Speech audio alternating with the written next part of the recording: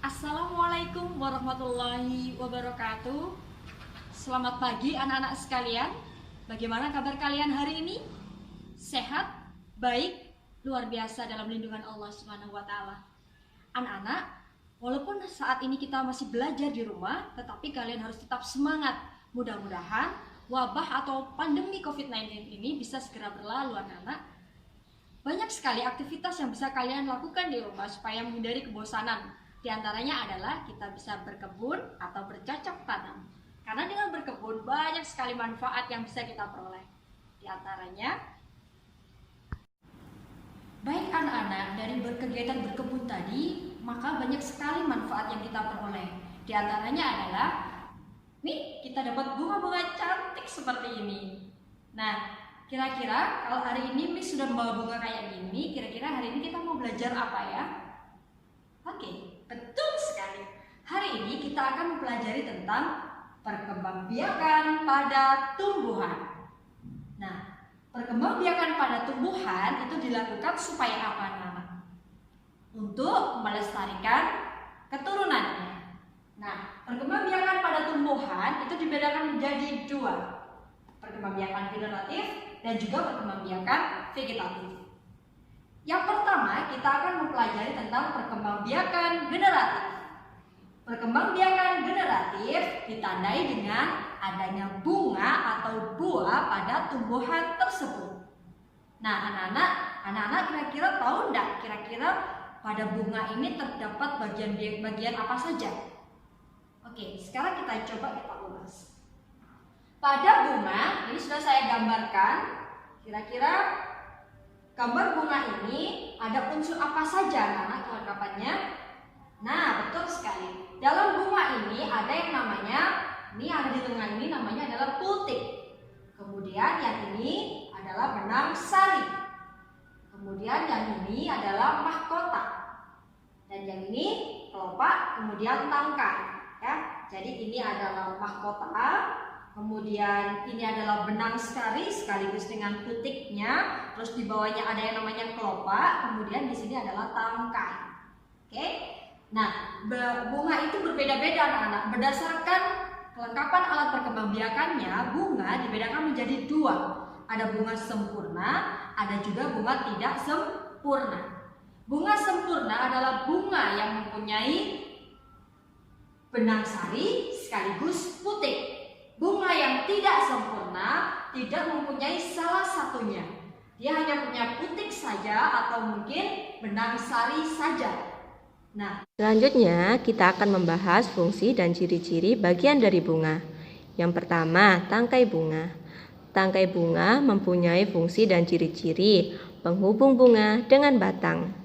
Pangkalnya membesar membentuk dasar bunga, berada di bawah bagian bunga. Dan yang terakhir sebagian besar berwarna hijau. Yang kedua adalah kelopak bunga. Fungsi dan ciri-ciri kelopak bunga adalah melindungi mahkota ketika masih kuncup dan akan terbuka jika mahkota mekar. Dasar dari sebuah bunga dengan warna hijau daun. Yang ketiga adalah mahkota bunga. Fungsi dan ciri-ciri mahkota bunga adalah bagian bunga yang paling indah dengan warna, bentuk, dan aromanya bermacam-macam. Mahkota bunga disebut dengan perhiasan bunga. Anak-anak, bagian keempat adalah benang sari. Fungsi dan ciri-ciri dari benang sari adalah bagian benang yang di atasnya mempunyai kepala dan berisi serbuk. Bagian ini merupakan alat kelamin jantan. Benang sari dikelilingi mahkota bunga. Di dalam benang sari terkandung butir-butir serbuk sari. Dan bagian bunga yang terakhir adalah putik. Ciri-ciri dan fungsi dari putik adalah putik merupakan alat kelamin betina bagi tumbuhan. Di dalam putik terdapat kepala putik, tangkai putik, dan bakal buah. Dalam bakal buah terdapat bakal biji. Selanjutnya kita akan membahas tentang pertumbuhan dan perkembangan dengan biji. Sukakah kalian dengan buah? Pintar sekali. Buah sangat bermanfaat loh bagi tubuh kita. Biasanya di dalam buah terdapat biji. Jika ditanam, biji dapat tumbuh menjadi tanaman baru. Tanaman akan tumbuh sehingga menjadi tanaman dewasa. Tanaman dewasa akan berbunga dan menghasilkan buah. Buah akan menghasilkan biji. Anak-anak, perputaran pertumbuhan dan perkembangan biji hingga menjadi tanaman dewasa dan menghasilkan biji baru disebut siklus atau daur hidup. Biji dalam buah bermacam-macam loh. Ada buah yang berbiji satu atau monokotil. Contohnya alpukat, rambutan, kelengkeng, dan lain-lain. Oh iya anak-anak, selain tumbuhan monokotil ada pula buah yang berbiji banyak dikotil. Contoh pepaya, semangka, melon, dan lain-lain. Anak-anak, berikut adalah contoh pertumbuhan dan perkembangan pada semangka. Daur hidup semangka diawali dari biji. Biji tumbuh menjadi kecambah. Selanjutnya, kecambah tumbuh menjadi bibit semangka. Bibit semangka akan tumbuh menjadi tanaman semangka. Setelah mencapai usia tertentu, tanaman semangka berbunga. Setelah mengalami penyerbukan, bunga semangka berubah menjadi buah. Anak-anak, apa kalian tahu bagian dari biji? Oke, simak penjelasannya ya. Yang pertama adalah kotiledon. Kotiledon mempunyai fungsi dan ciri-ciri sebagai berikut. Untuk menyimpan cadangan makanannya. Sebagian besar tumbuhan monokotil menyimpan cadangan makanan di endosperma. Sedangkan tumbuhan dikotil menyimpan cadangan makanan di dua buah kotiledon. Karena tumbuhan dikotil tidak mempunyai endosperma. Anak-anak, bagian biji yang kedua adalah embrio. Fungsi dan ciri-cirinya yaitu embrio adalah bakal tanaman baru. Embrio terdiri atas radikel, akar embrio, kotiledon, dan plumula, tunas embrio yang terdiri atas epikotil dan hipokotil. Yang terakhir adalah selimut biji. Fungsi dan ciri-cirinya yaitu selimut biji terletak paling luar dari biji sebagai pelindung utama dari bagian dalam biji tersebut. Kira-kira itu tentang pembelajaran kita hari ini tentang perkembangbiakan tumbuhan generatif. Untuk perkembangbiakan tumbuhan secara vegetatif nanti akan lebih jelas diterangkan oleh Bu Anis. Terima kasih. Oke anak-anak, kita lanjutkan lagi pembahasan kita tentang perkembangbiakan tumbuhan. Jika tadi dengan Bu Ana kita sudah membahas perkembangbiakan tumbuhan secara generatif, sekarang kita membahas perkembangbiakan tumbuhan secara vegetatif. Ya, adakah yang tahu apa arti dari perkembangbiakan tumbuhan secara vegetatif? Ya, betul sekali. Perkembangbiakan tumbuhan secara vegetatif ialah perkembangbiakan tumbuhan tanpa penyerbukan. Ya, perkembangbiakan tumbuhan secara vegetatif dibagi menjadi dua. Ya, ada vegetatif alami, ada vegetatif buatan. Kalau vegetatif alami, apa saja ya contohnya Bu Anis? Yang pertama adalah umbi batang. Contoh dari umbi batang, apakah ada yang tahu? Ya, benar sekali. Contoh dari umbi batang ialah kentang. Jika umbi batang ini ditanam di dalam tanah, nanti akan tumbuh yang namanya bakal tunas. Kemudian akan menjadi tunas dan menjadi tumbuhan baru. Setelah umbi batang, ada yang namanya umbi lapis. Apakah ada yang tahu contoh dari umbi lapis? Pintar sekali. Umbi lapis contohnya adalah bawang merah dan bawang bombay. Ya, sama halnya dengan umbi batang.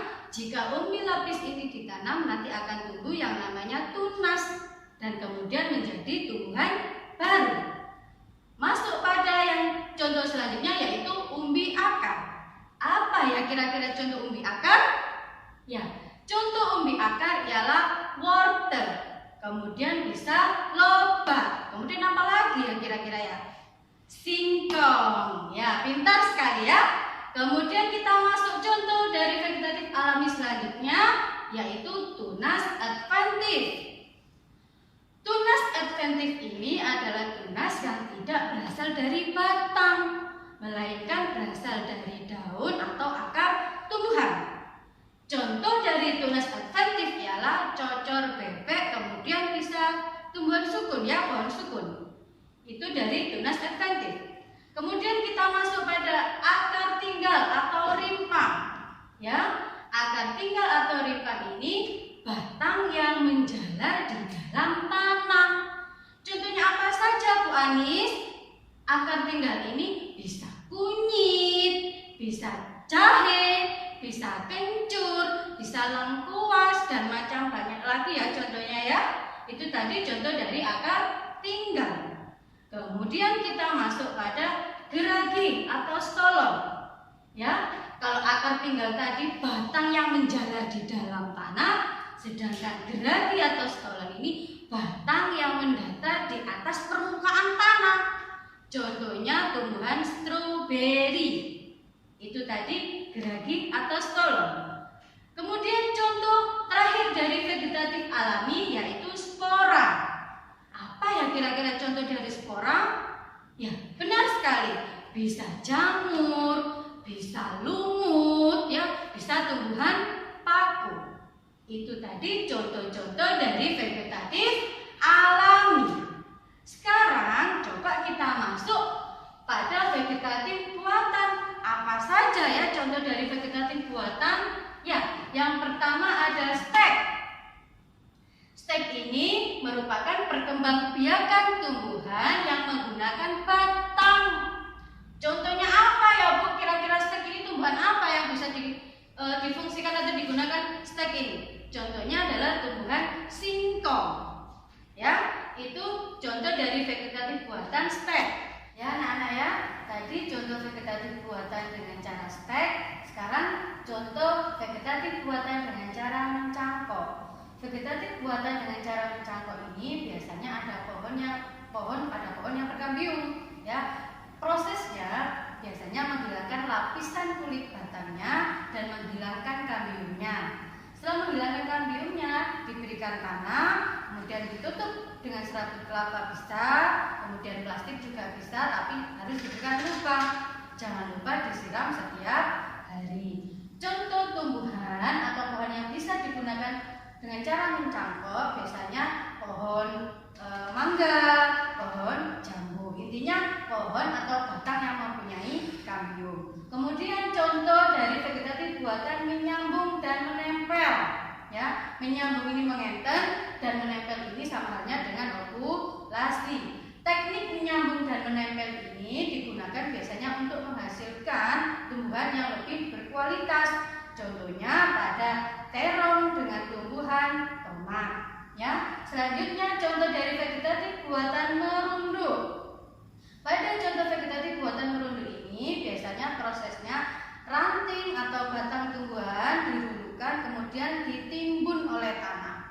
Setelah batang atau ranting yang ditimbun, tumbuh akar, ranting atau batang tadi dipotong kemudian ditanam sendiri.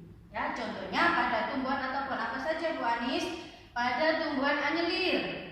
Kemudian contohnya lagi pada tumbuhan melati.